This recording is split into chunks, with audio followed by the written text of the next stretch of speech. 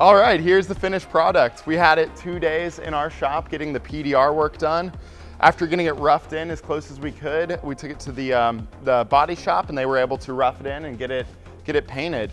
We were able to keep the repair small, so we didn't have to blend to any other part of the vehicle.